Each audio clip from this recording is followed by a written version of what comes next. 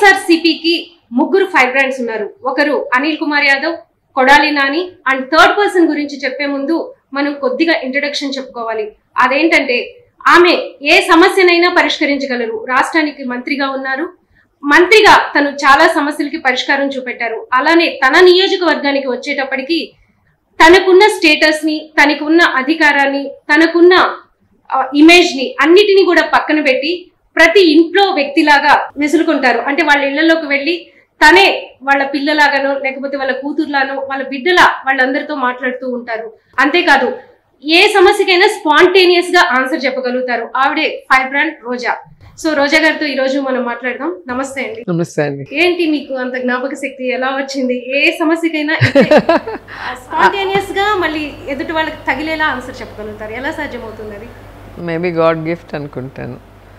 So ఎదుటి వాళ్ళకి తగిలేలాగా అంటే ప్రతి ఇష్యూని కూడా నేను అప్డేట్ అవుతూ ఉంటాను. సో గతంలో వాళ్ళు ఏం చేశారు, ఇప్పుడు ఏం చేస్తున్నారు, ఏం చెప్పారు, ఇప్పుడు ఏం చేస్తున్నారు అనే వాటి మీద క్లీన్గా ఎవరైనా అబ్జర్వ్ చేస్తే ఇమీడియట్గా ఆన్సర్ చెప్పడానికి అవకాశం ఉంటుంది. సో పాలిటిక్స్ అనేది తెలియకుండా, అవగాహన లేకుండా ఎవరో రాసి ఇచ్చేది మాత్రం ప్రెస్ మీట్లోనో మీటింగ్లో మాట్లాడే వాళ్ళకి సడన్గా ఏదైనా క్వశ్చన్ వేసినప్పుడు తత్తరపాటు ఉంటుంది. So answer చెప్పలేకపోతారు. సో నేను పాలిటిక్స్కి వచ్చేటప్పటికి నాకు పాలిటిక్స్ జీరో నాలెడ్జ్. ఎందుకంటే నేను పెద్ద పట్టించుకోలేదు. చదువులో ఉన్నప్పుడు హ్యాపీగా ముద్దుల కూతురుగా, ముద్దుల చెల్లెలుగా జాలీగా ఉన్న లైఫ్ నుంచి ఇండస్ట్రీకి వెళ్ళిన తర్వాత ఒక ప్రొఫెషనలిజంని అలవాటు చేసుకొని దాంట్లో బెస్ట్గా ఉండటానికి డాన్స్ రాకపోయినా డాన్స్ నేర్చుకొని, డైలాగ్స్ ఎలా చెప్పాలో నేర్చుకొని, అంటే ఎవ్రీడే ప్రాక్టీస్ అంతే చేసుకుంటూ వెళ్ళాను. ఎప్పుడైతే పాలిటిక్స్లో వచ్చానో సినిమా వాళ్ళు ఏం పాలిటిక్స్ చేస్తారు, వీళ్ళు ఏం ఎండల్లో తిరగగలరు, వీళ్ళు అసలు సుకుమార్లీలు పని చేయలేరు అన్నప్పుడు ఎందుకు చేయలేమని ఒక పంతంగా కష్టపడి పని చేయటం నేర్చుకున్నాను. సో అట్లా ఒక్కొక్కటి నేర్చుకుంటూ ఆ పాలిటిక్స్ చేసే క్రమంలో దాని గురించి తెలుసుకోవటాన్ని అలవాటు చేసుకున్నాను. సో అందుకే నాకు ఫీల్డ్ నుంచి వచ్చారు కదా, ఇదేమో నాన్ గ్లామర్ ఫీల్డ్. సో ఎండల్లో తిరగాలి, ఎక్కడికంటే అక్కడికి వెళ్ళాలి, ఎవరితో అంటే వాళ్ళతో కలవాలి, ఇదంతా ఎలా అలవాటు చేసుకున్నారు? అలవాటు ఏం లేదు. లైఫ్లో మనం బెస్ట్గా ఉండాలి మనం ఎంచుకున్న ఫీల్డ్లో అని ఎప్పుడు కూడా నేను స్ట్రాంగ్గా నమ్ముతాను. అందుకే నాకు యాక్టింగ్ రాకపోయినా, డాన్స్ రాకపోయినా నేర్చుకొని దాంట్లో బెస్ట్గా వచ్చాను. అలాగే పాలిటిక్స్ తెలియకపోయినా పాలిటిక్స్ నేర్చుకొని ఈరోజు బెస్ట్గా ఉన్నాను. అంటే ఏదో వచ్చామా పోయామా అన్నట్టు ఉండకూడదని మా హస్బెండ్ ఎప్పుడు చెప్తారు. మనం ఎక్కడైనా ఉంటే మన మార్క్ అనేది ఉండాలి అంటారు. సో ఆ మార్క్ ఉండాలి అంటే మనము సక్సెస్ అవ్వాలి. సో సక్సెస్ అవ్వటం అనేది చాలా కష్టం. అది అవ్వటానికి మనం శ్రమించేటప్పుడు మనకి కష్టం నష్టం అన్నీ కూడా తెలుసుకునే అవకాశం. ఈరోజు నేను ఒక ఎమ్మెల్యేగా గ్రౌండ్ లెవెల్ నుంచి ఎన్నో పోరాటాలు చేసి అయ్యాను కాబట్టి ఈరోజు ప్రజలు ఏమనుకుంటున్నారు, ఏం కోరుకుంటున్నారని మేము చెప్పగలం. కానీ ఈరోజు కొంతమంది ఏసీ రూముల్లో ప్రెస్ మీట్లు పెట్టి పచ్చ ఛానళ్ళల్లో కక్కే వాళ్ళని చూసుంటారు. సో వాళ్ళకి అవగాహన ఉండదు, ఎవరో రాసి ఇచ్చేదాన్ని మాట్లాడగలరు. సో వాళ్ళు ఈరోజు ప్రజల్లోకి వెళ్ళినప్పుడు ప్రజల సమస్య ఏంటి, ప్రజలు ఏం కోరుకుంటున్నారో తెలియకపోవటం వల్ల వాళ్ళు ప్రజలకి అట్రాక్ట్ చేయలేకపోతున్నారు. సో ప్రజలు ఈరోజు నమ్మటం లేదంటే అదే నమ్మకం ఎక్కడొస్తుంది, మన మాట మన ప్రవర్తన మీదే ఉంటుంది. సో ఆ రెండు సంబంధం లేకుండా ఉన్నాయి వాళ్ళు మాట్లాడే మాటలు. రోజా మార్క్ ఏంటి రాష్ట్రం మీద కానీ మీ నియోజకవర్గం? నేను బెస్ట్ పొలిటీషియన్గా ఇప్పటి వరకు నేను ఏదైతే ఎంటర్ అయినప్పుడు చెప్పానో, నాకు సర్వీస్ చేయాలని ఇంట్రెస్టు, నాకంటూ ఒక నియోజకవర్గం, నాకంటూ కొంతమంది మనుషులు, నేను వీళ్ళకి చేశాను అని వాళ్ళ ఫేస్లో ఆనందం చూడాలనుకున్నాను. అది ఈరోజు నేను చూడగలుగుతున్నాను నగిరి నియోజకవర్గంలో. సో నన్ను ఒక ఆడబిడ్డగా వాళ్ళు ఆశీర్వదించి 2 సార్లు ఎమ్మెల్యేని చేస్తే జగనన్న ఆశీర్వదించి నన్ను మంత్రిని కూడా చేశారు. సో ఒక పవర్ ఉన్నప్పుడు మనం ఎక్కువ మందికి సహాయం చేయగలము. అందుకే నేను ఈ ఫీల్డ్కి వచ్చానని చాలాసార్లు చెప్పాను. సో ఈరోజు 40 ఇయర్స్లో చేయలేనిది ఏ విధంగా అయితే జగనన్న సీఎంగా చేయగలుగుతున్నారో నగిరి నియోజకవర్గంలో ఎమ్మెల్యేగా నేను జగనన్న ఆశీస్సులతో అవన్నీ చేయగలుగుతున్నా. ఇక్కడ ప్రజలు కోరుకున్న వాటినన్నిటి కూడా కేవలం ప్రభుత్వం ఇచ్చే వెల్ఫేర్ డెవలప్మెంటే కాకుండా ఇంకా ఈ ప్రాంతంలో ఏమేమి వీళ్ళు ఇన్నేళ్ళు కోల్పోయారు, ఏం ఎక్స్పెక్ట్ చేస్తున్నారు అవన్నీ కూడా ఫిల్ఫిల్ చేసుకుంటూ వస్తున్నాను. అంటే ఎమ్మెల్యేగా కన్నా మంత్రిగా అయిన తర్వాత ఎక్కువ ఏదన్నా సాధించుకోగలిగారా? ఏం సాధించారు? మంత్రిగా నాకు ఇచ్చిన ప్రతి శాఖకి కూడా ఈరోజు ఒక లైమ్లైట్లోకి తీసుకొచ్చారని గర్వంగా చెప్పగలను. గతంలో మీరు చూస్తే స్పోర్ట్స్ అన్నా కల్చరల్ అన్నా అదేదో ఇంపార్టెన్స్ లేని ఒక శాఖలాగా అయ్యో అది ఇచ్చారా అనే విధంగా ఉండేది. సో గతంలో ఎవరు చేశారో కూడా ఎవరికి గుర్తు కూడా లేదు. కానీ నాకు ఇచ్చినప్పుడు నేను చాలా హ్యాపీగా ఫీల్ అయ్యాను. ఒక కళాకారునిగా ఒక కల్చరల్ డిపార్ట్మెంట్లో నేను ఆర్టిస్టులకి హెల్ప్ చేసే అవకాశం దొరికినందుకు హ్యాపీగా ఫీల్ అయ్యి మన స్టేట్లో ఉన్న ఆర్ట్ ఫామ్స్ అన్నిటినీ కూడా మళ్ళీ మేల్కొనిపి వాళ్ళందరికీ కూడా నేను సపోర్టివ్గా ప్రోగ్రామ్స్ చేసి ఈరోజు ఎక్కడికి పోయినా నేనున్నాను అంటే అందరూ పరిగెత్తుకుంటూ వస్తారు. అది మీకు ఇచ్చినప్పుడు చాలా మంది అన్నారు కూడా, చాలా విలువ లేని ఒక శాఖని ఇచ్చారు, ఆవిడ పక్కన పెట్టారా, ఏదో ఇవ్వాలి కాబట్టి ఇచ్చారు లాంటి విమర్శలు కూడా కొన్ని వచ్చాయి. ఎప్పుడు శాఖ వల్ల మనిషికి వాల్యూ రాదు, మనిషి వల్ల శాఖకు విలువ రావాలి. సో నేను తెలుగుదేశంలో మహిళా అధ్యక్షురాలుగా ఉన్నప్పుడు కూడా అదే చెప్పాను. అంతకు ముందు చేశారు, తర్వాత చేశారు. సో మన పని బట్టి ఆ పోస్ట్కి వాల్యూ రావాలి. ఈరోజు టూరిజం అంటే ఎంత పెద్ద పెద్ద ఇది మన గ్లోబల్ ఇన్వెస్టర్స్ సమ్మిట్ జరిగింది వైజాగ్లో. సో ఎన్ని లక్షల కోట్ల రూపాయలు ఇన్వెస్ట్ చేయడం జరిగింది. పెద్ద పెద్ద కంపెనీలు, పెద్ద పెద్ద స్టార్ హోటల్స్ అన్నీ కూడా రావటం జరిగింది. సో అవన్నీ కూడా మా టూరిజంలో మాకు కూడా అది మైలురాయి. ఆ తర్వాత ఓబరాయ్ హోటల్స్ అన్నీ చేసాము, హయాత్ హోటల్స్ చేసాము, అలా చాలా పెద్ద పెద్దవన్నీ కూడా చేయటం జరిగింది. అలాగే మీరు చూస్తే టెంపుల్ టూరిజాన్ని, అలాగే సర్క్యూట్ టూరిజాన్ని ఇవన్నీ కూడా డెవలప్ చేయడం జరిగింది. అలాగే మీరు చూస్తే స్పోర్ట్స్లో కూడా మేము ఆల్మోస్ట్ ఈ ఆడుదాం ఆంధ్రాతో ఒక మార్క్ తీసుకొచ్చాము. ఎందుకంటే దేశంలో ఏ ముఖ్యమంత్రికి కూడా ఇంత గొప్ప ఆలోచన రాలేదు, జగన్ అన్నకు వచ్చిన ఆలోచన. సో యూత్కి మనం మంచి ఎడ్యుకేషన్ ఇస్తున్నాం, ఫ్రీ ఆఫ్ కాస్ట్లో క్వాలిటీ ఎడ్యుకేషన్, విదేశీ విద్య వరకు అమ్మఒడి నుంచి. అలాగే మీరు చూస్తే అన్నీ సిబిఎస్ఈ నుంచి ఇంకా చెప్పుకుంటూ పోతే మన బైజూస్ కంటెంట్తో ట్యాబ్స్ నుంచి అన్నీ కూడా, అందుకే అమ్మఒడి టు విదేశీ విద్య అన్నాను. సో ఎడ్యుకేషన్ సైడు క్వాలిటీ ఇస్తున్నాం, అలాగే హెల్త్ సైడు క్వాలిటీ, ఇది మనము ఆరోగ్య సురక్ష ద్వారా కానీ, ఫ్యామిలీ డాక్టర్ కాన్సెప్ట్ కానీ, అలాగే ఆరోగ్యశ్రీని 5 lakhs to 25 lakhs కార్డ్ చేయటం నుంచి కానీ అన్నీ కూడా ఫ్రీ ఆఫ్ కాస్ట్తో క్వాలిటీది 4 స్టేట్లో, తెలంగాణ కానీ, తమిళనాడులో, కర్ణాటకలో ఎక్కడైనా పోయి చేసుకోవచ్చు. ఆ విధంగా ఫెసిలిటీ ఇచ్చారు. సో ఈ రెండు ఇచ్చినప్పుడు వాళ్ళ హెల్త్ బాగుండాలంటే బాడీకి ఒక ఎక్సర్సైజ్ ఉండాలి. సో ఎక్సర్సైజ్ అంటే కొంతమందికి ఇష్టం ఉంటుంది, కొంతమందికి ఇష్టం ఉండదు. కానీ గేమ్ అంటే అందరూ కూడా ఒక ఛాలెంజింగ్గా ఆడతారు కాబట్టి ఒక హెల్తీ లైఫ్ని అలవాటు చేయాలని చెప్పి ఆడుదాం ఆంధ్ర తీసుకొచ్చారు. సో నేను మంత్రిగా ఉన్న సమయంలో అలాంటి ఒక కార్యక్రమం రావటం నాకు కూడా అది ఒక మైలురాయి. అంటే నా కెరీర్లో యాజ్ ఎ మినిస్టర్గా అది ఒక బెస్ట్ ఇది నాకు. ఎందుకంటే ఎవరికి దొరకదు స్పోర్ట్స్లో అంత గొప్ప కార్యక్రమాన్ని 120 కోట్లు బడ్జెట్ పెట్టి ఓ ప్రోగ్రామ్ని చేయగలిగారు అంటే జగన్ గారికి సాధ్యమైంది. సో కల్చర్ కానీ, స్పోర్ట్స్ కానీ, టూరిజంలో కానీ అన్నిట్లో కూడా నాకంటూ ఒక మార్క్ వేసుకునే అవకాశాన్ని జగన్ గారు ఇచ్చారు. అంటే ఆల్రెడీ పొలిటికల్గా మీకు చాలా ఫైర్ బ్రాండ్ అని మార్క్ ఉంది. సో ఉన్నప్పుడు అది ఉన్నప్పుడు ఎమ్మెల్యేగా ఎలా చేసాము, మంత్రిగా ఎలా చేసాము అనేది కూడా చూస్తారు కదా. ఓన్లీ మాటలేనా, చేతలు కూడా ఉందా లేదా అనే దానికి ఈరోజు నన్ను విమర్శించే అవకాశం లేకుండా నేను వర్క్ చేసుకోగలిగాను.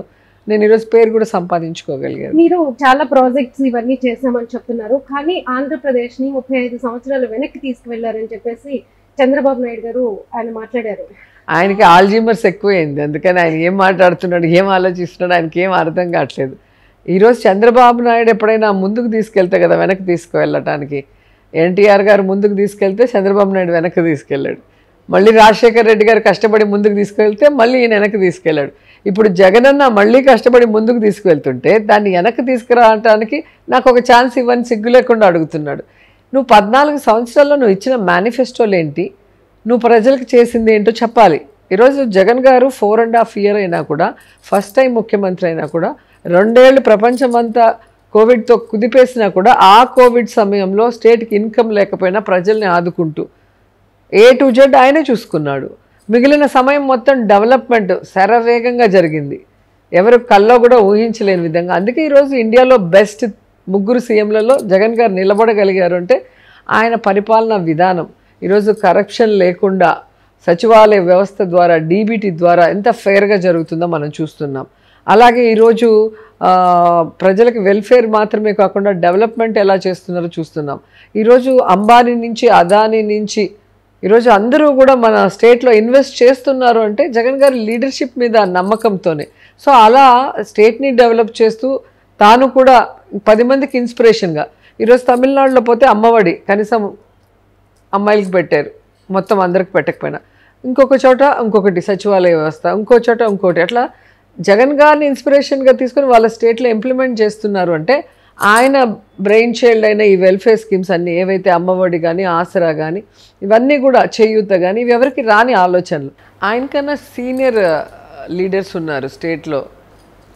మీరు చూస్తే మన ఇండియా వైడ్ తీసుకున్నా కూడా ఆయనకన్నా సీనియర్ పొలిటీషియన్స్ ఉన్నారు, ఆయనకన్నా సీనియర్ సీఎంలు ఉన్నారు. కానీ ఎవరికి రాని గొప్ప ఆలోచన జగనన్నకి గతంలో వైఎస్ఆర్ గారికి వచ్చిందంటే అర్థం ఏంటి? వాళ్ళకి ప్రజల మీద అభిమానం ఉంది, స్టేట్ని డెవలప్ చేయాలన్న చిత్తశుద్ధి ఉంది, కేవలం అధికారం కోసం వచ్చిన మనుషులు కాదు అనేది మనకి ప్రతి విషయంలో కూడా కనిపించింది. సో ఈరోజు జగన్ గారి మార్క్ మనం స్పష్టంగా చూడగలుగుతున్నాం. అలాంటప్పుడు వెనక్కపోయిందని చెప్తున్నారు అంటే అది కేవలం కడుపు మంట, జలస్, విష ప్రచారం తప్ప మరొకటి కాదు. జగన్ గారి మార్క్ మనం చూస్తున్నాము. అలానే నవరత్నాలు కానీ ఆయన ఇవ్వని హామీలను కూడా ఈ 2 yearsలో ఏదైతే కోవిడ్ తీసేసిన 3 yearsలో ఆయన చేయగలిగారు సక్సెస్ఫుల్గా. కానీ రాష్ట్రంలో ఈసారి వైసీపీ ఓడిపోబోతుంది, టీడీపీ అధికారం చేపట్టబోతుంది అనేది ఒక అంటే వేవ్ లాగానే ఉంది చెప్పాలంటే. మనం ఎవరిని కదిలించినా కూడా 50-50 అంటున్నారు తప్ప జగన్ వైపే ఉందని చెప్పట్లేదు. ఇంత చేసినా ఎందుకని అది రావట్లేదు? మరి ఎందుకు లోకేష్ మీటింగ్స్కి జనం రావట్లేదు? ఎందుకు చంద్రబాబు నాయుడు మీటింగ్కి జనం రావట్లేదు? ఎందుకు పవన్ కళ్యాణ్ ఎవరు నమ్మట్లేదు? ఎందుకు ఈరోజు షర్మిలాని అందరూ దుమ్మెత్తిపోస్తున్నారు? మరి జగన్ గారి మీటింగ్లు మీరు చూశారు కదా, అనంతపూర్ చూశారు, భీమిలి చూశారు, ఏ విధంగా మన దెందులూరు చూశారు. ఈరోజు డబ్బులు ఇస్తే తోలితే వచ్చే జనాలు కాదు అది. మార్నింగ్ 9 నుంచి ఈవినింగ్ 6 వరకు మండు టెండలో అలా ప్రేమతో నించొని వాళ్ళు ఇచ్చే స్లోగన్స్ చూశారు. ఇలాంటి ఒక వ్యక్తి అంటే మనసున్న వ్యక్తి ముఖ్యమంత్రి అయితే రాష్ట్రం ఎంత బాగుంటుంది, ప్రజలు సమస్యలు లేకుండా ఎంత సంతోషంగా ఉంటారు అనేది ఈరోజు ప్రజలు ప్రూవ్ చేస్తున్నారు. మేము ఈరోజు హ్యాపీగా ఉన్నాం జగన్ గారి ప్రభుత్వంలో. మళ్ళీ జగన్ గారి ప్రభుత్వమే రావాలి అని చెప్పి వాళ్ళు పనిగట్టుకొని అక్కడికి వచ్చి వాళ్ళు స్లోగన్స్ ఇచ్చి ఈ ప్రపంచమంతా చూసేలాగా తెలుగు వాళ్ళు ఎక్కడున్నారు అందరూ కూడా చూసి షాక్ అయ్యే విధంగా మనం అనంతపురంలో చూస్తుంటారు. ఎందుకంటే ఎప్పుడు చూసినా టీడీపీ వస్తుందని చెప్పి ఈ పచ్చ ఛానల్ ఉదురగొట్టేస్తుంటే అందరూ కన్ఫ్యూషన్లో ఉన్నారు. సో రియాలిటీ అనేది ఇప్పుడు కళ్ళారా కనిపిస్తుంది. అండ్ రెండవది, చంద్రబాబు నాయుడుకి ఓటేయటానికి కారణాలు చెప్పండి. పలానా కారణం వల్ల ఈసారి వేద్దాం అనుకుంటున్నాం. పోనీ ఆయన ఏమైనా ఫస్ట్ టైం కంటెస్ట్ చేస్తున్నాడా, లేదా ఆయన చెప్పినవన్నీ గతంలో ఎప్పుడైనా నెరవేర్చాడా మేనిఫెస్టోలో అవి? పోనీ స్టేట్ విడిపోయినప్పుడు నీకు అనుభవం ఉందని అధికారం ఇస్తే కనీసం నువ్వు ఏమైనా ప్రజలకు చేసావా? ఈరోజు అదే అప్పుల్లో ఉన్న స్టేట్ నువ్వు ఇంకా ముంచేసిపోయావు అప్పుల్లో. నువ్వు దిగే రోజుకు 100 కోట్లు కూడా లేదు ఖజానాలో. కానీ ఏ రోజు కుంటి సాకు చెప్పకుండా జగన్మోహన్ రెడ్డి గారు ఈరోజు 2.5 లక్షలకు పైగా 2.5 లక్షల కోట్లకు పైగా ఎలా వెల్ఫేర్ ఇస్తున్నారు? అలాగే నాన్ డీబీటీ 2 లక్షల కోట్లకు పైగా ఎలా ఇస్తున్నారు? పట్టాలు ఇచ్చి ఇళ్ళు ఇవ్వటం కానీ, ట్యాబ్స్ ఇవ్వటం కానీ ఇవన్నీ ఎట్లా చేస్తున్నారు? అంటే నీకు స్కాముల్లో దోచుకోవడం తెలుసు చంద్రబాబు నాయుడుకి, జగనన్నకి స్కీములతో ప్రజల మనసును దోచుకోవడం తెలిసింది. కాబట్టి ఈరోజు చంద్రబాబు నాయుడుకి ఓటేయడానికి ఒక కారణం కూడా కనిపించడం లేదు. లోకేష్కి ఓటేయడానికి ఏమన్నా ఒక కారణం కనిపిస్తుందా? కనిపించట్లా. పవన్ కళ్యాణ్కి ఓటేయడానికి ఒక కారణం చెప్పండి. వాళ్ళకి ఓటేయడానికి కారణం లేదు. కేవలం వాళ్ళకి పచ్చ ఛానళ్ళు, పచ్చ పత్రికలు ఉన్నాయి కాబట్టి అది తిమ్మిని బమ్మిని చేయాలన్న ప్రయత్నం చేస్తున్నారు. కానీ గ్రౌండ్ రియాలిటీలో ఈరోజు మీరు ఏ ఇంటికైనా వెళ్ళండి, పేపర్లు అవన్నీ వదిలేయండి, ఏదో ఒక ఊర్లో వెళ్ళండి. ఒక ఊర్లో వెళ్ళి ఒక వరుస మీకు నచ్చిన ఒక 10 ఇండ్లు ర్యాండమ్గా కనుక మీరు ఇంటర్వ్యూ చేస్తే మీకే అర్థమవుతుంది. అది తెలుగుదేశం అయినా, జనసేన అయినా, బీజేపీ అయినా, ఏ ఇల్లు అయినా కూడా సంక్షేమం రాని ఇల్లు అంటూ ఏదీ లేదు ఈ రాష్ట్రంలో. సో ఆ విధంగా గొప్ప మనసుతో పనిచేస్తున్న జగనన్నకి ఖచ్చితంగా ఓట్లు వేసేదానికి అందరూ సిద్ధంగా ఉన్నారు. అది అపోజిషన్ పార్టీ వాళ్ళైనా కూడా వాళ్ళ ఇళ్లలో ఈ వెల్ఫేర్ తీసుకున్న వాళ్ళు వీళ్ళకి తెలియకుండానే ఓట్లు వేస్తారు మాకు. సో ఆ కాన్ఫిడెన్స్ మాకుంది. అంటే కొన్ని చోట్ల చెప్తున్నారు ఎందుకని వేయరు, అన్ని పథకాలు ఇచ్చారు కదా అని. ఇచ్చారనే ఇట్లేదు అంటున్నారు కొంతమంది. ఎందుకు ఇస్తే వేయరంటున్నా అంటే పనిచేస్తున్నారు అని చెప్పేసి. తర్వాత ప్రతిపక్షాలు కూడా దీని మీద ఉన్నాయి. రీసెంట్గా కూడా లోకేష్ మాట్లాడారు. ఆయన అంటే ఎన్నికలకు ముందు ఆడవాళ్ళకు ముద్దులు పెట్టారు, అలానే ఇప్పుడేమో బటన్ నొక్కుతున్నాడు, ఆడవాళ్ళని గుద్దేస్తున్నాడు అని చెప్పేసి విమర్శ చేశాడు లోకేష్. ఈ మధ్య లేదనేది మనం చూసాం. ఆయన ట్విట్టర్లో, ఆయన ఇన్స్టాలో, ఆయన ఫేస్బుక్లో, ఆయన యుఎస్ఏలో చదువుకున్నప్పుడు, దుబాయ్కి వెళ్ళినప్పుడు ఆయన ఎన్ని ఆటలాడాడు, ఎవరెవరిని ఏం చేసినాడు అనేది ఆయనే పెట్టుకున్నాడు ఫోటోలు, మేము చెప్పేది కాదు. అట్లాగే వాళ్ళ నాన్న కోడలు మగపిల్లాడిని కంటే అత్త సంతోషిస్తుందని ఆడదాని పుట్టుక గురించే మాట్లాడాడు. అండ్ ఇది మన కాల్వని సెక్స్ ర్యాకెట్లో తన పార్టీ వాళ్ళు ఎమ్మెల్యేలు, ఎంపీలు, ఎమ్మెల్సీలు ఈ విధంగా ఆడపాలని వ్యభిచార కూపంలో దించేస్తుంటే మేము దాని మీద ఫైట్ చేస్తే నన్ను ఏ విధంగా రూల్స్కి విరుద్ధంగా 1 year సస్పెండ్ చేసి ఆ తర్వాత మహిళా పార్లమెంట్కి పిలిపించి కిడ్నాప్ చేసి నన్ను చంపాలన్న ప్రయత్నం కూడా చేసి అందరూ చూశారు. ఇక వాళ్ళ ఎమ్మెల్యేలు వనజాక్షిని చింతమనేని ఇసుకలో వేసి కొడితే కనీసం కేసు లేకుండా ఆమె నాకు ప్రాణానికి హాని చింతమనేని వల్ల ఏడుస్తూ కంప్లైంట్ ఇస్తే కూడా ఆయన ప్రభుత్వంలో ఎక్కడా కూడా అయ్యో పాపం అనింది లేదు. అలాగే చంద్రబాబు నాయుడు గవర్నమెంట్లో చిన్నపిల్లల మీద రేపులు ఎన్ని జరిగాయో మనం చూసాం. 6 months 7 months 9 months ముసలోళ్ళు పిచ్చోళ్ళ మీద. ఆ సాక్షాత్తు వాళ్ళ గవర్నమెంట్లో డీజీపీ సాంబశివరావు గారు చెప్పారు highest crime rate against women అని చెప్పి. సో ఇలాంటి వాళ్ళు ఆడవాళ్ళని అవమానించి ఆడవాళ్ళ క్రైమ్ రేట్ పెరిగే విధంగా చేసి ఈరోజు వాళ్ళు ఆడవాళ్ళ మీద ప్రేమ ఉన్నట్టు ఏదో ఆడవాళ్ళకి సపోర్ట్ చేస్తున్నట్టు లోకేష్, పవన్ కళ్యాణ్, చంద్రబాబు నాయుడు మాట్లాడితే ఈ రాష్ట్ర మహిళలు ఎవరు కూడా నమ్మే పరిస్థితుల్లో లేరు. ఎక్కువ ట్రోల్ అవుతుంది. ఎక్కువగా ఒక మహిళగా ఈ రాష్ట్రంలో మనం చూసుకుంటే ప్రాబ్లం ఫేస్ చేస్తుంది. అంటే భాష ద్వారా కావచ్చు, లేకపోతే మిమ్మల్ని చాలా హర్ట్ చేస్తున్నారు అనిపిస్తుంది ట్రోల్స్ అవన్నీ చూస్తుంటే. మీరేమంటారు? కాయలున్న చెట్టుకే రాళ్ల దెబ్బలు అంటారు. ఎప్పుడైతే బలమైన ఒక వాయిస్ ఉంటుందో ఆ వాయిస్ని ఎవరైనా ఎదిరిస్తారు. ఎందుకంటే ఎవరికి కూడా మామూలుగానే నిజం చెప్తే నచ్చదు. అది ఒక మహిళ గట్టిగా నిజం చెప్తే అస్సలు నచ్చదు. మేల్ డామినేటెడ్ సొసైటీ మనది. మన ఇంట్లో మనకి ఈక్వల్ ప్రయారిటీ ఇవ్వచ్చేమో కానీ సొసైటీ అలాగే ఉంది. ఇంకా ఇంత సూపర్ ఫాస్ట్లో మనం వెళ్తున్నా ఈరోజు మగవాళ్ళకి ధీటుగా అన్నిట్లో మనం ముందున్నా కూడా ఆ మహిళ అనగానే కొంచెం వాయిస్ రైజ్ చేసినా లేదా సక్సెస్ఫుల్ అయినా కూడా వాళ్ళని హట్ చేయడానికి వాళ్ళ క్యారెక్టర్ బ్యాడ్ అని చెప్పటమో లేదా ఒక 10 మంది వాళ్ళ గురించి మహిళలతోనే తిట్టించడమో లేదా ఏదో ఒక రకంగా ఆమెని భయపెట్టి ఇంటికి పంపించాలని ప్రయత్నం చేస్తారు. ఫుడ్ గురించి షేమింగ్, ఇట్స్ ఎవ్రీథింగ్ మీ మీద దాన్ని మనం పట్టించుకోవాల్సిన అవసరం లేదు. ఇప్పుడు అది నిజమైనప్పుడు మనం ఫీల్ అవ్వాలి కానీ అది నిజంగా అన్నప్పుడు ఎవరినో అన్నారు జనంలోకి వెళ్తుంది కదా ఒక నెగిటివిటీ. జనంలోకి వెళ్ళి జనం నమ్మే పరిస్థితి లేదు కదా. జనం నమ్మేలాగుంటే నేను ఈరోజు ఈ స్థాయిలో ఉండిండు. నన్ను అపోజిషన్లో హైదరాబాద్ అసెంబ్లీలోనే మీరు చూశారు. ఫిలిమ్స్ మా దగ్గర ఉన్నాయని చెప్పి సీడీలు చూపించిన వాళ్ళు. అంటే 10 సార్లు మనం అబద్ధం చెప్తే అది నిజమని ప్రజలు అనుకున్నారు. ఈరోజు ఒక ఆర్టిస్ట్గా నా లైఫ్ ఓపెన్ బుక్, ఒక పొలిటీషియన్గా నా లైఫ్ ఓపెన్ బుక్. మీరు లేని వాటిని ఉన్నట్టుగా ఏదో అబద్ధాలు చెప్పి నా మీద రుద్దాలి అంటే ప్రజలు ఎవరు నమ్మరు. ఎందుకంటే వాళ్ళు నన్ను చూస్తూనే ఉన్నారు. 33 yearsగా చూస్తున్నారు. నేను ఇండస్ట్రీకి వచ్చింది 91, పాలిటిక్స్లో ప్రచారానికి వచ్చింది 98, ప్రత్యక్ష రాజకీయాలకు వచ్చింది 2004. ఇన్ని రోజులు లేనిది ఈరోజు మీరు కొత్తగా ఏదో చెప్తే ఏ మహిళ నమ్మే పరిస్థితి లేదు. సో వీళ్ళు ఎంతకెంత నన్ను ఇబ్బంది పెట్టాలని చూస్తే మహిళలు అంతకంత నాకు సపోర్ట్ చేస్తూ నా వెనక నిలబడ్డారు కాబట్టి ఈరోజు నేను ధైర్యంగా ముందుకు నడవగలుగుతున్నాను. మహిళా సాధికారిత జగన్ గారి ప్రభుత్వంలో ఎంతవరకు సాధ్యమైంది? నిజంగా గర్వంగా చెప్పగలను. మహిళా పక్షపాత ముఖ్యమంత్రిగా జగన్మోహన్ రెడ్డి గారు ప్రతి మహిళను కూడా తన సొంత అక్క చెల్లెలుగా తన తల్లిలాగా భావించి ఈరోజు మహిళా సాధికారత దిశగా అందరినీ చేతులు పట్టుకొని నడిపిస్తున్నారు. ఇందులో ఎంతమంది సందేహం లేదు. మాకు ఇచ్చే సంక్షేమంలో కానీ మాకు చేసే అభివృద్ధిలో కానీ జాబ్స్లో కానీ అలాగే ఎడ్యుకేషన్లో కానీ అలాగే మీరు చూస్తే పాలిటిక్స్లో రాజకీయంగా కానీ సముచిత స్థానాన్ని కల్పించి నిజమైన మహిళా సాధికారత దిశగా మమ్మల్ని నడిపిస్తున్నారు. కానీ అంతగా నడిపిస్తున్నారు కానీ అంటే చిన్న చిన్న విషయాలు కొన్ని సపోజ్ మీ మంత్రివర్గంలో కొంతమంది మంత్రులకు పడదు, అలానే పార్టీలో ఉన్న మహిళలకు ఒకరికి మధ్య ఒకరికి పడక ఒక కోఆర్డినేషన్ లేక కూడా ఇవన్నీ అబద్ధాలు. ఎవరైనా మీరు అడగండి. ఇంతమంది ఉన్నాం కదా, 14 members దాకా ఉన్నాం మేము ఎమ్మెల్యేస్. మా ముగ్గురు 1 2 3 4 4 మంత్రులు ఉన్నాం. మేమున్నంత ఫ్రెండ్లీగా ఏ పార్టీలో ఎవరైనా ఉన్నారా గతంలో అయినా ఇప్పుడైనా అని మీరు కనుక్కోండి. సో అందరూ కూడా చాలా ఫ్రెండ్లీగా ఉంటాము. అండ్ మేము దాంట్లో ఒక 3 members సీనియర్స్ సెకండ్ టైం, మిగతా అందరూ first time. So juniors. So వాళ్ళు మాకు ఇచ్చే రెస్పెక్ట్ ఇవ్వటం, మేము వాళ్ళకి చెప్పాల్సిన సలహాలు సూచనలు ఎలా ఏంటనేది స్పీచెస్ ఇచ్చినప్పుడు కూడా మేము వాళ్ళందరికీ హెల్ప్ఫుల్గా ఉంటాం.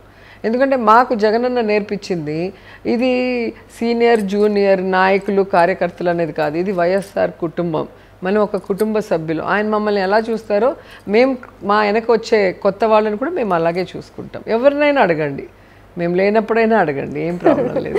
ఓకే, రాజకీయాల విషయానికి వస్తే చంద్రబాబు, పవన్ కళ్యాణ్, లోకేష్ అందరూ మూకుమ్మడిగా వచ్చేస్తున్నారు. రెడ్ బుక్ ఒకటి పెట్టేసుకుని మీ గురించి అందరి గురించి మేబీ ఫస్ట్ భరత్ తర్వాత మీరు లేకపోతే నాని ఇలా అందరి లిస్ట్ ఉంటుంది. ఏం చేయబోతున్నారు మిమ్మల్ని అందరినీ? జూమ్లో నానన్న వంశన్న వస్తేనే పారిపోయిన బిత్తిరి సత్యం చెప్పొచ్చు. పప్పు లోకేష్ ఈ వాడు ఎర్ర బుక్లో రాసుకుంటే ఉంది, పసుపు బుక్లో రాసుకుంటే ఉంది.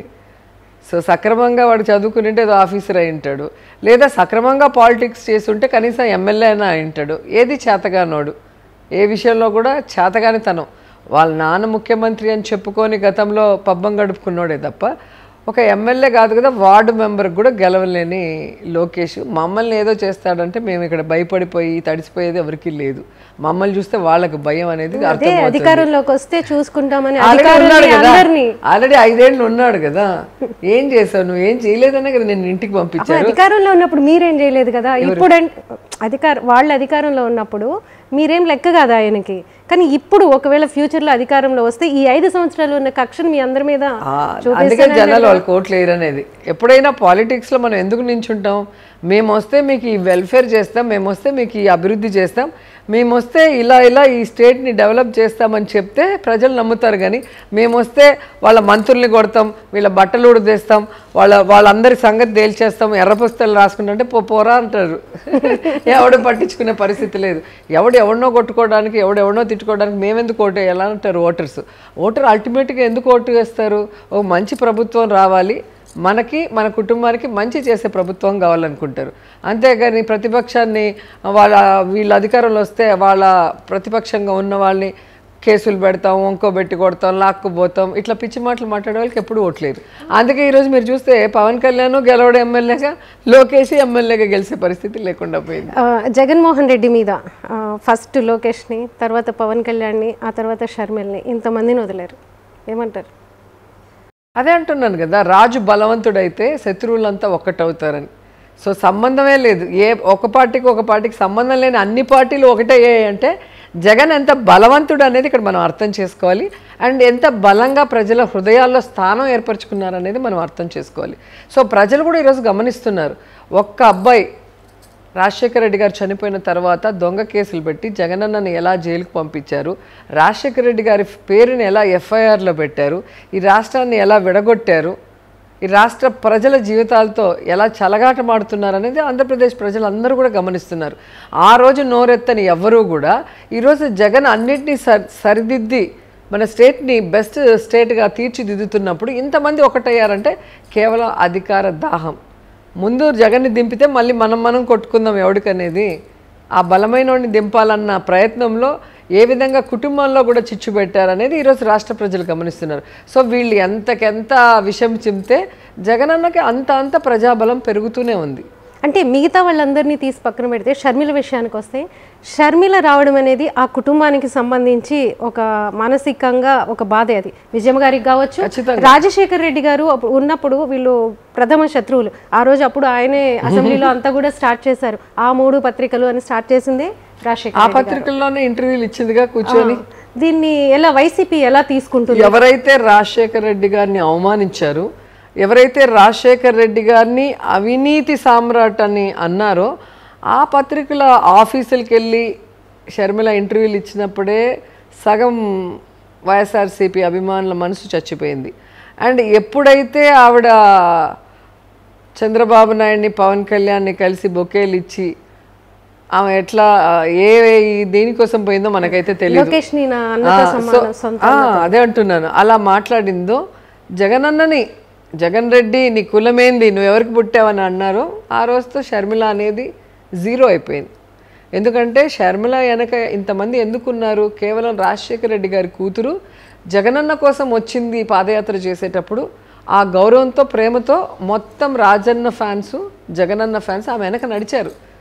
వాళ్ళిద్దరి షాడో లేకపోతే ఈమె లేదు, ఈమె జీరో. తెలంగాణలో మనం చూసాం కదా. సో ఇన్ని రోజులు కనిపించని ఆంధ్రప్రదేశ్, ఇన్ని రోజులు కనిపించని ఆంధ్ర ప్రజలు, ఇన్ని రోజులు కనిపించని తన అన్న విషయాలు ఈరోజే కొత్తగా కనిపించాయంటే ఇది కేవలం షర్మిల గారి రాజకీయ లబ్ధి కోసం చంద్రబాబు నాయుడు కాంగ్రెస్తో ఆడుతున్న నాటకమే అనేది రాష్ట్రంలో చిన్న పిల్లోడికైనా అర్థమైంది. అప్పట్లో చెప్పినప్పుడు అన్న కోసం నేనే చేశాను అన్నారు ఆవిడ ఆ పాదయాత్రగానే, అన్న జైల్లో ఉన్నారని. ఇప్పుడు భారతమ్మ చెప్తేనే చేశాను, నా అంతగా నేను చేయలేదు అంటున్నారు. ఆవిడ మాటలకి అర్థమే లేదు. జగన్ని ఆ రోజు దేవుడు, మా అన్నని ఇబ్బంది పెడుతున్నారు కాంగ్రెస్ వాళ్ళు, మా నాన్న చనిపోయాక మా నాన్న పేరు ఎఫ్ఐఆర్లో పెట్టారు, మా నాన్న బతుకుంటే కాంగ్రెస్ మొహం మీద ఉమ్మేసిండేదని ఆవిడే అనింది. మీరు ఒకసారి వీడియోస్ చూడండి. ఈరోజు అదే కాంగ్రెస్ గొప్పది, రాహుల్ గాంధీ గొప్పోడు, సోనియా గాంధీ గొప్పది అంటుందంటే ఆమె మాట చూడండి. వైఎస్ఆర్ కుటుంబానికి అలాంటి అలవాటు లేదు. ఈరోజు వైఎస్ఆర్ గారి మనసుని క్షోభించే విధంగా, ఆయన ఆత్మ క్షోభించే విధంగా ఆమె మాట్లాడుతుంది. ఎందుకంటే రాజశేఖర రెడ్డి అయినా జగన్మోహన్ రెడ్డి గారైనా ప్రజల్ని ఎంత అభిమానిస్తారు. ఒక మాట ఇస్తే ఎన్ని కష్టాలు వచ్చినా ఆ మాట తప్పకుండా ఆ మాట కోసం నిలబడిన వ్యక్తులు. కానీ ఈమె రోజుకొక మాట. ఆ రోజేమో ఒక ఇంటర్వ్యూలో ఆడబిడ్డ అంటే ఆడబిడ్డ ఏడబిడ్డ కాదు, నేను తెలంగాణలో పుట్టి పెరిగాను, ఇక్కడే పెళ్లి చేసుకున్నాను, వీళ్ళే నా ప్రజలు, వీళ్ళ కోసం ప్రాణం ఇస్తానింది. ఈరోజు ఆ ప్రజలేరి ఆ ప్రజల కోసం పెట్టిన పార్టీ ఎక్కడుంది, ఆమె ఎక్కడుంది? ఇక్కడికి వచ్చి ఇప్పుడు వెంటనే నిన్న మెగా డిఎస్సికి జగన్మోహన్ రెడ్డి అన్యాయం చేశాడు. అసలు డిఎస్సికి న్యాయం చేసిందే జగన్మోహన్ రెడ్డి గారు. చంద్రబాబు నాయుడు ఇవ్వాల్సిన 1998 డిఎస్సి కానీ, 2008 డిఎస్సి కానీ, 2018 డిఎస్సి 17,000 ఉద్యోగాలు జగనన్న ఇచ్చాడు. ఇప్పుడు మళ్ళీ 6,100 పోస్టులకి నోటిఫికేషన్ ఇచ్చాడు. అంటే తలాతోక తెలియకుండా ఎవడో రాసి ఇచ్చిన స్క్రిప్ట్ మాట్లాడితే షర్మిల గారి స్పీచ్లాగా, పవన్ కళ్యాణ్ స్పీచ్లాగే ఉంటాయి. దేనికి పోరాడుతున్నారు, దానికి జగనన్న న్యాయం చేశాడో లేదో కూడా ఆమె తెలుసుకోకుండా ఆమె ఫూల్ అవుతుంది. అంటే job calendar every year release చేస్తామని, అంటే ఆయన చేస్తున్నారు, బట్ ఆ క్యాలెండర్ ఒకటి రిలీజ్ చేయలేదు అనేది ఒక విమర్శ ఉంది పార్టీ. విమర్శించడానికి కోడిగుడ్డు మీద ఈకలు బేకటానికి ఉన్నారు. మీరేం బీకారు చెప్పండి? 14 ఏళ్ళు ఉన్నాడు కదా చంద్రబాబు నాయుడు. నువ్వు చెప్పింది ఏం చేసినావు ఒక్కటి చెప్పండి. ఇది నేను చెప్పింది 100% ఫుల్ఫిల్ చేశానని 600 హామీల్లో ఒక్క హామీ చెప్పమనండి. మేము 600 అడగట్లే, ఒక్క హామీ 100% న్యాయబద్ధంగా ఎలిజిబిలిటీ ఉన్న వాళ్ళకి ఇచ్చాము అనేది ఒక్కటి చెప్పమనండి. సో పత్రికలు ఉన్నాయి కదా అని ఏదో వాగుతుంటారు. వాళ్ళ గురించి మేము పట్టించుకోవటం కూడా మానేసాం. ప్రజలే పట్టించుకోవడం మానేసినప్పుడు మాకేం పని ఉంటుంది చెప్పండి? ఒకవైపు నుంచి లోకేష్, ఇంకోవైపు నుంచి కుప్పం సైడ్ నుంచి భువనేశ్వరి గారు కూడా పర్యటన చేస్తున్నారు రాష్ట్రంలో. భువనేశ్వరి గారు నిన్న మాట్లాడుతున్నారు, నెక్స్ట్ టైం నేనే ఆవిడ మనసులో ఒక కోరిక ఉందండి, నాకు ఒక కోరిక ఉందండి అనింది. పోనీ ఇప్పటికైనా ఆవిడ కోరిక వచ్చిందిలే, వాళ్ళ ఆయన అడిగితే తీర్చేస్తాడు కదా, కుప్పం సీట్ కావాలంట. అంటే చేతులు ఎత్తమన్నారు ఎవరికి? చంద్రబాబు నాయుడికి టెన్షన్ వస్తుంది. ఈ ఎన్టీఆర్ ఫ్యామిలీని ఎందుకు ఇంట్లో దాచిపెట్టాడు ఇప్పుడు అర్థమైంది. వీళ్ళు బయటకు వస్తే ఈయన సీటుకే ఎసురు పెడతారన్న భయం. ఆ రోజు కూడా జైల్లో ఉన్నాడు, మీరు చూసుంటారు. బాలకృష్ణ విజయవాడ పార్టీ ఆఫీస్కి వెళ్ళి, టీడీపీ పార్టీ ఆఫీస్కి వెళ్ళి ఆ చంద్రబాబు నాయుడు చైర్లో కూర్చున్నాడో లేదో వెంటనే పవన్ కళ్యాణ్ దించి జైలుకి వచ్చి ములాఖాత్ అయిపోయి అప్పుడే ప్రెస్ మీట్ పెట్టి నేను ఉన్నాను ఈ పార్టీకి అండగా. అంటే ఎన్టీఆర్ ఫ్యామిలీ పాలిటిక్స్ మీద కన్నేసినా, ఆయన సీటు మీద కన్నేసినా వెంటనే వాళ్ళని కట్ చేస్తాడనే దానికి అనేక ఇన్సిడెంట్స్ నిదర్శనం ఉంది. పాపం భువనేశ్వరి నోరు జారింది, ఏమవుతుందో చూడాలి. ఏమో నిజంగా ఏమన్నా అంటే మీరు చాలా ఇబ్బంది పెట్టేస్తున్నారు కుప్పంలో బాబు గారిని కానీ ఆ కుటుంబాన్ని కానీ. ఆయన వచ్చి ఇక్కడ కూర్చోబెట్టే పరిస్థితి మీరంటే ఇన్ ద సెన్స్ మీరు కాదు, పార్టీ కానీ లేకపోతే ఇప్పుడు ఒక ఎమ్మెల్యే అన్నప్పుడు ఖచ్చితంగా కాన్ఫరెన్స్లో ఇల్లు ఉండాలి, ఎవరో ఒకరు ఆ కుటుంబ సభ్యులు ఒకరు ఉండాలి. ప్రజలు ఓటేసేది ఎందుకండి? వాళ్ళకు ఒక సంతోషం వచ్చినా, ఒక కష్టం వచ్చినా, ఒక బాధ వచ్చినా వచ్చి చెప్పుకోవడానికే కదా ఒక ఎమ్మెల్యే అనేది. ఎంపీ అంటే సరే ఎక్కడో హెడ్ క్వార్టర్స్లో ఉంటారు. ఇంతవరకు నువ్వు ఇల్లు కట్టుకోలేదు, ఇంతవరకు కుప్పం ప్రజలకు నీళ్ళు ఇవ్వలేదు, ఇంతవరకు ఒక మున్సిపాలిటీని చేయలేదు, ఇంతవరకు రెవెన్యూ డివిజన్ లేదు, ఏమీ చేయలేదు. ఈరోజు జగనన్న అన్నీ చేసిన తర్వాత నువ్వు పరిగెత్తుకుంటూ వచ్చి స్థలం కొని ఇల్లు కట్టేసి నాకు ఇక్కడ కంటెస్ట్ చేయాలని పెళ్ళాంతో చెప్పించేస్తే ఏ పిచ్చోడు ఓటేస్తాడు? ఇంతవరకు వాళ్ళకి అభివృద్ధి అంటే ఎలా ఉంటుందో తెలీదు, సంక్షేమం అంటే ఎలా ఉంటుందో తెలీదు, స్కూల్స్ ఎలా ఉంటాయో తెలీదు, హాస్పిటల్ ఎలా ఉంటుందో తెలీదు. ఈరోజు అన్నీ చూపించారు కదా జగనన్న. గతంలో మీరే చూస్తుంటారు, ఈనాడు పేపర్లోనే వేశారు, బాత్రూమ్స్కి డోర్ లేకుండా ఆడపిల్లలు చున్నీలు అడ్డం పెట్టుకొని బాత్రూమ్కి వెళ్ళేవాళ్ళు. ఒక అమ్మాయి పట్టుకుంటే ఇంకో అమ్మాయి బాత్రూమ్కి వెళ్ళేది. అలాంటిది ఈరోజు నాడు నేడు కింద స్కూల్ రెనోవేషన్స్ కానీ, వాళ్ళకి క్వాలిటీ ఎడ్యుకేషన్ అందించే విధంగా కానీ, వాళ్ళకి జగనన్న గోరుముద్ద ద్వారా ఒక తల్లిలాగా ఆలోచించి బిడ్డలు ఒకే మెను మనం ఎవ్రీడే పెడితే మన ఇంట్లో తింటారా? తినరు కదా. సో పేదవాడి బిడ్డ కూడా తన బిడ్డలాగా వాడికి కూడా ఆశ ఉంటుందని ఆలోచించి తనే మెను అంతా కూడా డిజైన్ చేశాడు అంటే ఆయనకి ఎంత మనసు ఉందనేది మనం ఇక్కడ అర్థం చేసుకోవాలి. ఎవడికో చెప్పేసి చేసేయండి అంటలేదు. గతంలో మనం చూసాం మధ్యాహ్న భోజనం, నీళ్ళ సాంబారు, పురుగుల అన్నము. ఎంతమంది తినేవాళ్ళు స్కూల్లో? విధి లేక తిండి లేని వాళ్ళు తినేవాళ్ళు. ఈరోజు టీచర్స్తో సహా అందరూ మిడ్ డే మీల్స్ ఎందుకు తింటున్నారు? జగనన్న గోరుముద్ద జగనన్నలాగే చాలా స్వీట్గా ఉంది కాబట్టి అందరూ కూడా తల్లిలాగా ఆయన ఆలోచించి మనకు చేస్తున్నారు అనేది వాళ్ళు అర్థం చేసుకున్నారు. ఆ ఫుడ్ తింటే ఆ రైస్ కానీ, ఆ ఎవ్రీడే పెట్టే కర్రీస్ కానీ, ఎగ్స్ కానీ, నేను కూడా తిన్నాను కదా, వీడియోస్లో ఉన్నాయి చాలాసార్లు. నేను అటు స్కూల్కి వెళ్ళినప్పుడు తింటాను. అంటే టీచర్స్ కూడా తినే స్థాయికి క్వాలిటీ ఉంది అని అందుకే చెప్పింది. అలానే ఆయన చెప్పిన పథకాలు అంటే నెక్స్ట్ మేనిఫెస్టోకి సంబంధించి ఏం చేయబోతున్నారు ఏంటి, విద్యుత్కి సంబంధించి కూడా ఇప్పుడు యాక్చువల్గా మాకు పవర్ లూమ్స్ ఎక్కువ ఉంటాయి. ఈ కోవిడ్ వల్ల ఆర్డర్స్ లేకుండా చాలా ఇబ్బంది పడుతూ ఉంటే మన గవర్నమెంట్ నుంచి స్కూల్ యూనిఫామ్స్ ఇచ్చాం. మనం స్కూల్ యూనిఫామ్స్ వీవింగ్ చేసి ఇచ్చాం, ఎవ్రీ ఇయర్ చేసి ఇస్తున్నాం. అలాగే యూజర్ ఛార్జెస్ సో అది తగ్గిస్తే కొంచెం బెనిఫిట్ ఉంటుంది అన్నప్పుడు విద్యా దీవెన కార్యక్రమానికి వచ్చారు నగిరి. సో మా వీవర్స్ అందరూ అడిగితే ఆ కోరిక నా చెల్లెలు చెప్పింది, ఖచ్చితంగా చేస్తాను అని చెప్పి వేదిక సాక్షిగా చెప్పారు. జీవో కూడా వచ్చి మా వాళ్ళంతా ఫుల్ పండగ ఎంజాయ్ చేస్తున్నారు అసలు. ఎందుకంటే ఆల్మోస్ట్ 35,000 నుంచి 40,000 మంది మొదలియార్సు పవర్లూమ్ సంబంధించిన వాళ్ళు ఉన్నారు. మా హస్బెండ్ వచ్చి south India powerlooms president. So వాళ్ళ క్యాస్ట్ వేరే, వాళ్ళందరూ ఇంకా మా ఆయన్నే నమ్ముకొని ఉన్నారు, మా కష్టం తీర్చాల్సింది మీరే అని చెప్పి.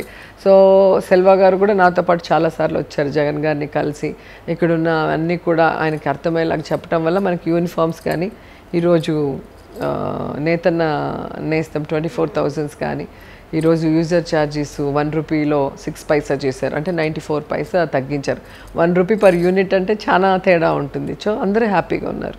అండ్ అది కాకుండా ప్రతి కుటుంబానికి కూడా అమ్మఒడి, ఆసరా, చేయూత, పెన్షన్స్ 3,000.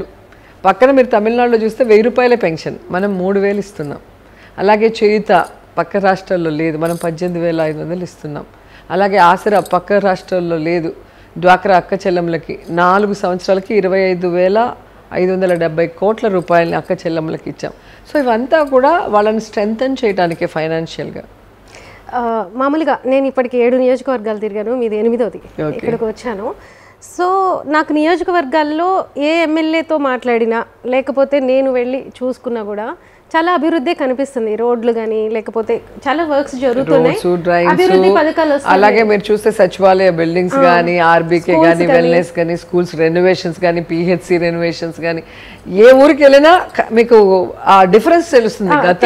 గతంలో ఉన్న విలేజెస్ కి ఇప్పుడు క్రియేట్ అవ్వలేదు అని చెప్పి ఒక విమర్శ, దాన్ని ఎలా చెప్తుంది, ఎలా ఎదుర్కొంటారు ప్రతిపక్ష? అదే అంటున్నాను కదా, ఈరోజు వాళ్ళు అబద్ధాలు చెప్తున్నారు అనేది ప్రజలు అర్థం చేసుకున్నారు. ఎందుకంటే ప్రజలు అనేవాళ్ళు ఊర్లలో ఉంటారు, ఇటు మున్సిపాలిటీల్లోనో కార్పొరేషన్స్లోనో లేదా విలేజెస్లో ఉంటారు.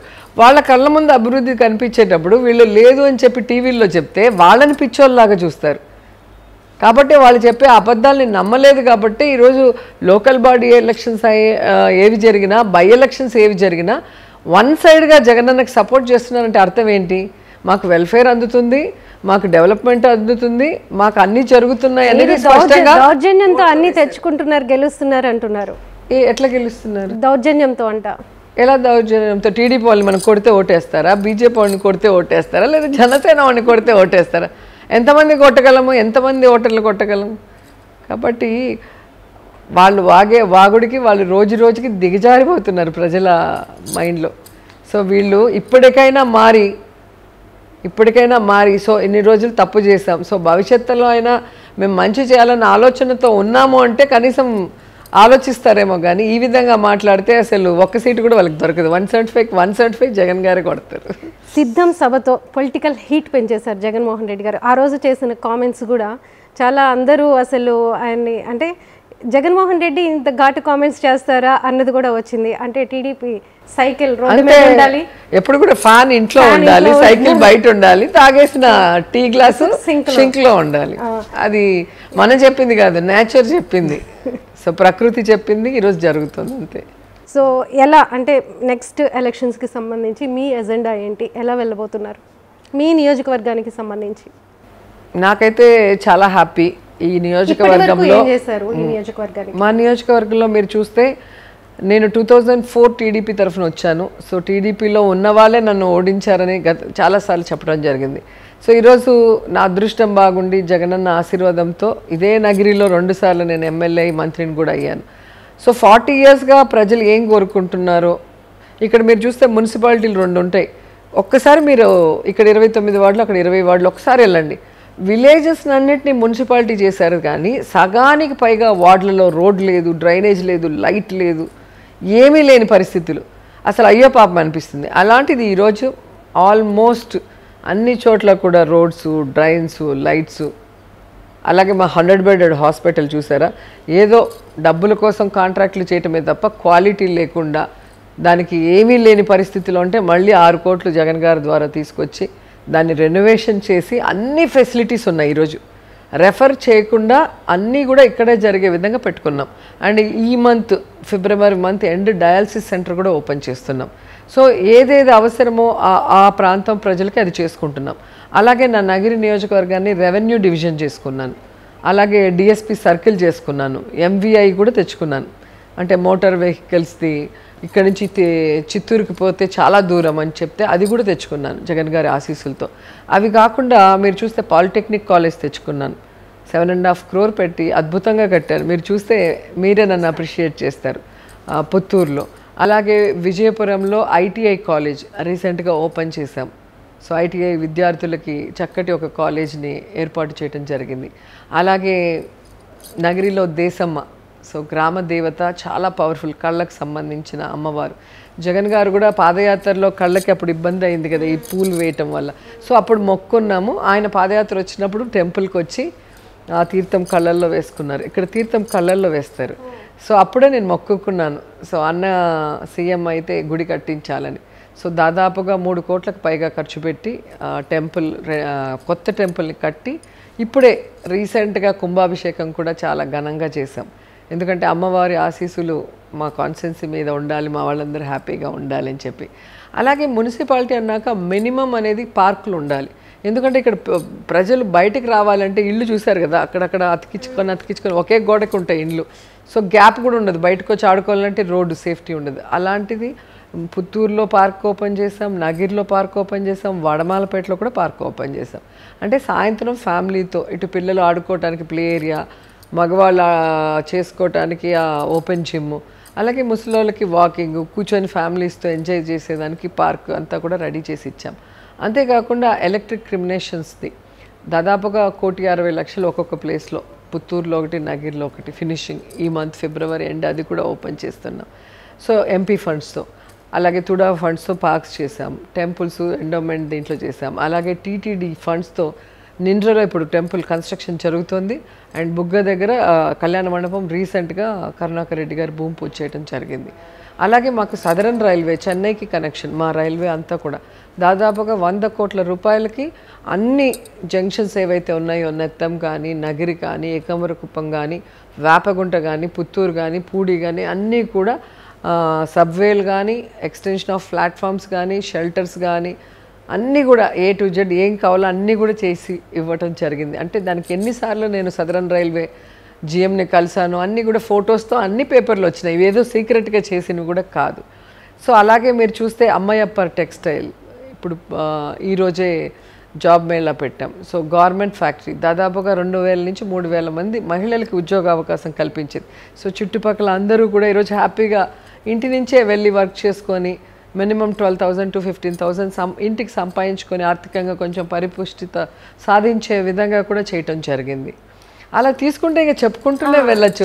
అంటే రోజా గారికి సీట్ ఇవ్వట్లేదు జగన్, లేకపోతే ఆమె ఓడిపోతుందని, ఇలాంటివన్నీ అంటే ఇవన్నీ వాళ్ళ మనసులో మాటలు. రోజాకి ఇవ్వకూడదు, రోజాకి ఇస్తే మళ్ళీ మంచి పేరు వచ్చి మళ్ళీ గెలిచేసి మళ్ళీ అసెంబ్లీలో మా తాట తీస్తుందన్న భయం టీడీపీకి ఉంది కాబట్టి వాళ్ళ మనసులో మాట చెప్పడం జరిగింది. నేను అదే ఒక ఇంటర్వ్యూలో చెప్పా, ఓకే నేను కాకపోతే రామోజీ వచ్చి కంటెస్ట్ చేస్తారా లేకపోతే రాధాకృష్ణ చేస్తాడా, నా సీట్ నేనే చేస్తాను, నేను చేస్తానా లేదా అనేది జగన్ గారు సాక్షి పేపరు, సాక్షి టీవీ చెప్తుంది.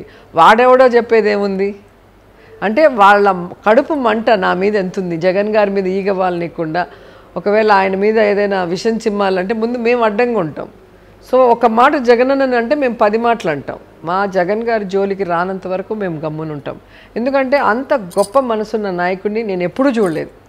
ప్రజల గురించి అనునిత్యం ఆలోచిస్తూ వారి సంక్షేమం అభివృద్ధే ధ్యేయంగా ఈరోజు ఇంత బాగా చేస్తున్నప్పుడు అనవసరంగా నోరుంది కదా అని పారేసుకుంటే మేము కూడా పారేసుకోగలమని చెప్పి చూపిస్తాం. రాజశేఖర రెడ్డి గారి మీదే వచ్చినాయి. ఇంక జగన్ గారి మీద రాజశేఖర రెడ్డి గారు బతుకున్నప్పుడే చాలా చేశారు, చూశారు కదా మీరు. సో అవన్నీ ఇప్పుడు వాళ్ళ గవర్నమెంట్ 5 ఏళ్ళు ఉంది స్టేట్ డివైడ్ అయ్యాక. నిజంగా ఆయన తప్పు చేసి ఉంటే ప్రూవ్ చేసి ఉండొచ్చు కదా. కాబట్టి ఇప్పుడు చంద్రబాబు నాయుడు తప్పు చేశాడని మేము చెప్పాము, అన్ని కేసులు పడ్డాయి, లోపలికి వెళ్ళారు, జరుగుతూనే ఉన్నాయి. ఇంతవరకు స్టేలు తెచ్చుకొని పబ్బం గడుపుకున్నాడు. నేను చాలా ఇంటర్వ్యూలో చెప్పాను, ఒక్క కేసులో అయినా ఆయన బోన్ ఎక్కితే జీవితాంతం బయటికి రాడని. ఇప్పటికి కూడా నా కిడ్నీలు షింక్ అయిపోయినాయి, నా కళ్ళు కనిపిట్లా, ఆపరేషన్ చేసుకోవాలి, నాకు 75 ఏళ్ళు అని చెప్పి ఏడ్చి బయటికి దీంట్లో వచ్చాడు బెయిల్లో. కానీ ఆయన తప్పు చేయలేదని ఏ కోర్టు చెప్పలేదు కదా. అంటే ఇవన్నీ ఉండడం వల్లనే కుప్పంలో ఇష్యూ కానీ, అంటే భువనేశ్వర్ గారు పోటీ చేస్తానడం కానీ, లేకపోతే ఇంకా సీట్లు డిసైడ్ అవ్వకపోవడం, మా క్యాండిడేట్ చాలా హ్యాపీగా ఫీల్ అవుతున్నాడు భరత్. అమ్మయ్య, ఈవిడక మాటలు ఈవిడ చేష్టలు చూస్తే ఖచ్చితంగా మనం 50,000తో గెలిచిపోవచ్చు అని చెప్పి వైఎస్ఆర్సీపీ అభ్యర్థి భరత్ హ్యాపీగా ఉన్నాడు. ఎందుకంటే ఆమె మాటలు, మొగుడు జైల్లో ఉన్నప్పుడే ఆమె నవ్వులు, ఆమె డ్రెస్సింగ్ అన్నీ మనం చూసాం. అంటే ఫస్ట్లో ఎలా వచ్చారు, ఆ తర్వాత మళ్ళీ పసుపు కుంకుమ పూసి పసుపు తాడులేసి, అంటే ఏదో షూటింగ్ లాగా ఆమెని రెడీ చేసి వాళ్ళు చెప్పినట్టుగా ఆవిడ ఒక డాల్ లాగా ఆడుతూ పోయిందే తప్ప ఆమెకి ఒక ఎన్టీఆర్ కూతురుగా రాజకీయం మీద అవగాహన లేదు, రాష్ట్రం మీద కూడా అవగాహన లేదు. ఎప్పుడు ఆవిడ బయటకు వచ్చిన ఆవిడ కూడా లేదు. ఈ మధ్యలో చంద్రబాబు నాయుడు అప్పుడప్పుడు కోడల్ని, భార్యని బయట తీసుకొచ్చి రాజకీయంగా లబ్ధి పొందాలనుకుంటున్నాడు తప్ప ఫస్ట్ నుంచి కూడా ఎప్పుడు ఆయన వచ్చింది లేదు. మధ్య బాబు గారు జైలుకి వెళ్ళినప్పుడు కూడా బ్రాహ్మణి ఇంకా లీడ్ తీసుకుంటే ఎలా ఉంటుంది, పార్టీని నడిపిస్తే ఎలా ఉంటుంది, ఇవన్నీ కూడా 2 ప్రెస్ మీట్లతోనే అర్థమైపోయింది తెలుగుదేశం పార్టీ 0 అయిపోతుంది వీళ్ళిద్దరు తిరిగితే అని చెప్పి. తర్వాత బైరెడ్డి సిద్ధార్థ్ రెడ్డి ఏంటి రిలేషన్ మీ ఇద్దరికి? అంటే అలానే జగన్ గారు కూడా ఇద్దరిని ఒకే డిపార్ట్మెంట్కి, అంటే స్పోర్ట్స్కి సంబంధించి ఇచ్చారు. ఎలా కోఆర్డినేషన్ ఇవన్నీ? చెప్పచ్చు, మాకు రిలేషన్ కూడా. ఓకే. అండ్ జగనన్న అంటే చాలా ఇష్టం, చాలా ప్రేమ.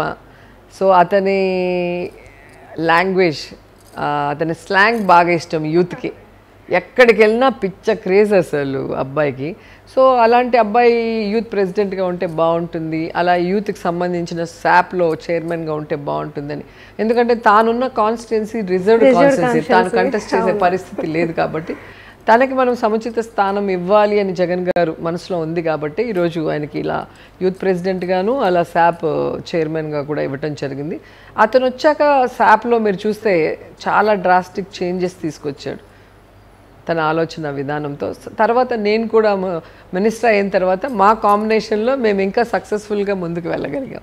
సీఎం కప్ చేయగలిగాము, అలాగే జగనన్న క్రీడా సంబరాలు చేయగలిగాము, అలాగే సమ్మర్ క్యాంప్స్ అన్నీ కూడా సక్సెస్ఫుల్గా రన్ చేశాము. అలాగే ఖేలో ఇండియా కానీ నేషనల్స్ కానీ ఏది వెళ్ళినా కూడా ట్రైనింగ్స్ ఇప్పించి వాళ్ళని పంపించడం, అవార్డ్స్ కొట్టడంలో మనం ఎప్పుడూ ఫస్ట్ ఉన్నాం. అలాగే ఇంటర్నేషనల్గా మెడల్స్ తెచ్చుకున్న వాళ్ళందరికీ కూడా గ్రూప్ 1 పోస్టులు కానీ ఇన్సెంటివ్స్ అన్నీ కూడా ఆల్మోస్ట్ క్లియర్ చేసేస్తున్నాం. సో అలా మేము టీం వర్క్గా జగన్ గారికి వెళ్ళి అన్నీ దాని గురించి ఎక్స్ప్లెయిన్ చేసి వాటిని అన్నింటినీ కూడా క్లియర్ చేసుకున్నాం. అంతకుముందు ఎవరి పని వాళ్ళు ఉంటారు తప్ప సీఎం దృష్టికి తీసుకెళ్తేనే కదా సీఎం గారు ఒక డెసిషన్ తీసుకునే అవకాశం ఉంటుంది.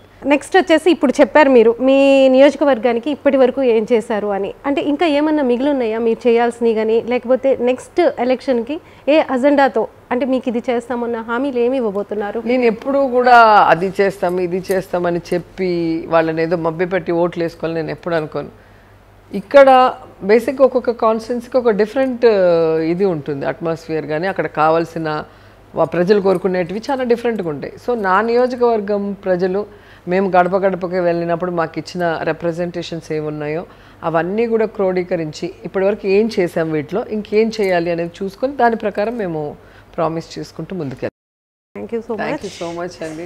చాలా మందికి రోజా గారి క్యారెక్టర్ గురించి, లేకపోతే రోజా గారి వ్యక్తిత్వం గురించి చాలా మంది మాట్లాడుతూ ఉంటారు. కానీ వాళ్ళకు కూడా ఇంకొక సైడ్ ఉంటుంది, వాళ్ళల్లో కూడా మానవతా దృక్పథం ఉంటుంది, అందరికీ సేవ చేసే ఇది ఉంటుంది. అది ఎందుకు చూడట్లేదో మనకు అర్థం కావట్లేదు. ఓన్లీ ఆమె మీద విమర్శలు కురిపించడమే ఒక లక్ష్యంగా ప్రతిపక్ష పార్టీలు పనిచేస్తున్నాయి అనేది మనకి స్పష్టంగా కనిపిస్తుంది. సో నాకు తెలిసి ఈ ఇంటర్వ్యూలో ప్రతిపక్షాలని తక్కువ తిట్టినా ఆమె వ్యక్తిత్వాన్ని ఎక్కువగా చూపెట్టడానికి ప్రయత్నం చేశాను. Thank you.